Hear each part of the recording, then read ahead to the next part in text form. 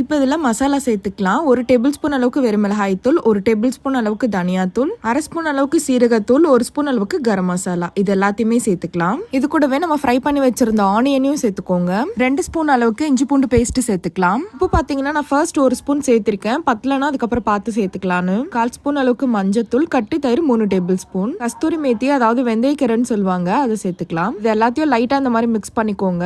1 spoon அளவுக்கு நெய் சேர்த்துக்கலாம். இப்போ இது எல்லாத்தையும் நல்லா பிணைஞ்சு எடுத்துக்கலாம். நீங்க மறைக்காம ஒரு ஹாஃப் லெமன் போல ஸ்குவீஸ் பண்ணிக்கோங்க, நான் அதை மறந்துட்டேன். இதை மிக்ஸ் பண்ண உடனே குக் பண்ணிடாதீங்க, நல்லா ஒரு 1 மணி நேரம் ஊற விட்டுறலாம். அதுக்கப்புறம் செஞ்சா இன்னும் டேஸ்டியா இருக்கும். நம்ம ஆல்ரெடி வெங்காயம் ஃப்ரை பண்ணி வச்சிருந்தோம் இல்லையா, அந்த எண்ணெயிலே சேர்த்துக்கலாம். மீடியம் ஃப்ளேம்ல வச்சுட்டு எல்லாத்தையுமே நல்லா மிக்ஸ் பண்ணி விட்டுக்கலாம். ஒரு 1/2 நிமிஷம் நல்லா குக் பண்ண விட்டுட்டு இப்போ க்ளோஸ் பண்ணிடலாம். இந்த மாதிரி சைட்ல எண்ணெய்லாம் பிரிஞ்சு வரும் பாத்தீங்களா, அந்த டைம்ல ஓபன் பண்ணிடுங்க. இதோட க்ளோஸ் பண்ணிட்டு குக் பண்ண வேணாம், ஓப்பன்லேயே வச்சுட்டு நல்லா இந்த மாதிரி கிளறி விட்டுட்டே இருந்தா நல்லா ட்ரை ஆகி சுக்கா மாதிரி வந்துடும். அவ்வளவுதாங்க, அருமையான சிக்கன்